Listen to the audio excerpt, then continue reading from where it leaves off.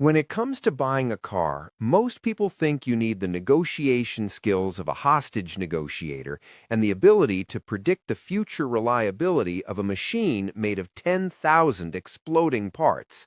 We walk into a dealership smelling the mix of stale popcorn and desperation, and we convince ourselves that because we have a job, we deserve a chariot worthy of a Roman emperor. They tell you to focus on the monthly payment. The nice man in the cheap suit sits you down, offers you a bottle of water that costs 12 cents, and asks you the most dangerous question in the history of capitalism. What do you want your monthly payment to be? He pulls out a piece of paper, draws 4 squares on it, and performs a magic trick where he extends your loan term until you are paying for a Honda Civic until the next ice age. This usually results in you driving off the lot with a smile, only to realize 3 years later that you owe $20,000 on a car that is currently worth $12 and a pack of gum. The pain of the modern car buying experience is that it is designed to keep you broke. They stretch loans to 7 or 8 years, that is 84 or 96 months, just to make the payment look affordable. But affordable and smart are two very different things. Buying a liability that loses value every single day on a loan that lasts a decade is the financial equivalent of trying to fill a bucket with water while someone shoots holes in the bottom. But if you want to drive a reliable vehicle without destroying your financial future, it is actually easy. You don't need to be a mechanic, and you don't need to fight the salesman. You just need to walk in with a calculator and one non-negotiable standard. You just need the 24-10 rule. So why is this rule necessary, and why does everyone hate it? The 24-10 rule is a mathematical framework designed to stop you from becoming car poor.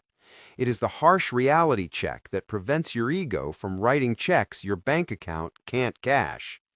The logic is based on the fundamental truth that a car is not an asset, it is a liability. It is a large metal box that burns money. Let's use an analogy. Imagine you buy a giant block of ice for $10,000. You put it in your living room. Every day, it melts a little bit. It gets smaller and smaller. Eventually, it is just a puddle. Now, imagine you borrowed money to buy that ice, and you're paying interest on the loan. 5 years later, the ice is gone, but you are still making payments on the ice.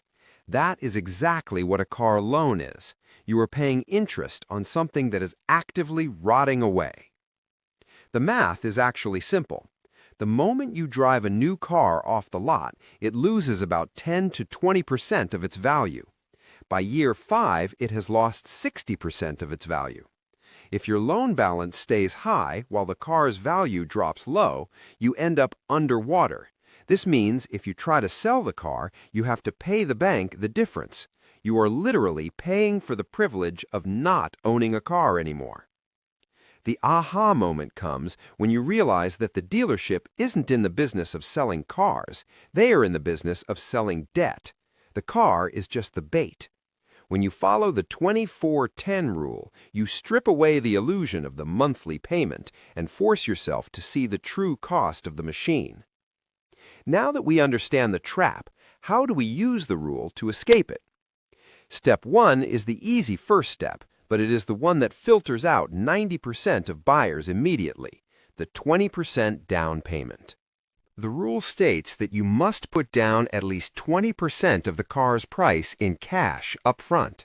If you are buying a $30,000 car, you need to hand over $6,000 before you even get the keys. This step exists for 2 reasons. First, it covers that immediate depreciation. If the car loses 20% of its value the second it touches the public road, your down payment absorbs that hit. It ensures you are never underwater on the loan. Second, it proves you actually have money. Here's a joke for you. Humans are the only species on Earth that will sign a contract to pay $30,000 for something when they don't even have $30 in their checking account. We love zero-down events because we are addicted to instant gratification. We want the shiny toy now, and we want to worry about the pain later. But if you cannot save up 20% of the price in cash, the universe is telling you something very important. You cannot afford the car. If you have to trade in your old car just to cover the down payment, that doesn't count. You need to have the discipline to save cash. If saving $6,000 feels impossible, how do you think making a $600 monthly payment for 5 years is going to feel? It's going to feel like drowning. Step 2 is the secret step most people miss, the 4-year term limit. The rule states that you must finance the car for no more than 4 years, that is 48 months. The average car loan in America today is pushing towards 72 months. Some are even 84 months. Why? Because the only way to make a $50,000 truck affordable to a guy making $40,000 a year is to spread the payments out until he's eligible for Social Security. The 4-year rule is critical because it forces you to pay for the car while it is still relatively new and reliable. If you get a 7-year loan, you will eventually reach a point where the car starts breaking down. You will need new tires, new brakes, maybe a new transmission. If you're still making a massive monthly car payment while also paying for repairs, your budget will collapse. You never want to be paying for a new car experience when you are driving an old car reality. Furthermore, the interest you pay on a 7-year loan is astronomical compared to a 4-year loan. By limiting the term to 48 months, the monthly payment will be much higher, and that is good. It is a feature, not a bug. The high monthly payment on a 4-year loan forces you to realize that the car is too expensive. If you can't afford the payment on a 4-year term, you can't afford the car. Extending the loan doesn't make it affordable, it just hides the poverty. Step 3 is the maintenance step, the 10% income cap. This is the final boss. The rule states that your total transportation costs, that includes the loan payment, the insurance, and the gas, cannot exceed 10% of your gross monthly income. Note that I said gross income, which is before taxes. That's generous. But I also said total costs. Most people only look at the car note. They forget that a luxury car requires premium gas and luxury insurance premiums. Let's run the numbers. If you make $60,000 a year, that is $5,000 a month gross. According to the rule, your total budget for a car is $500 a month. If insurance is $100 and gas is $100, that leaves you with $300 for a car payment. Do you know what kind of car you can get for $300 a month on a 4-year term? You can get a used Honda Fit. You can get a Corolla with a few dents. You cannot get a brand new Tesla. You cannot get a Ford F-150 Raptor.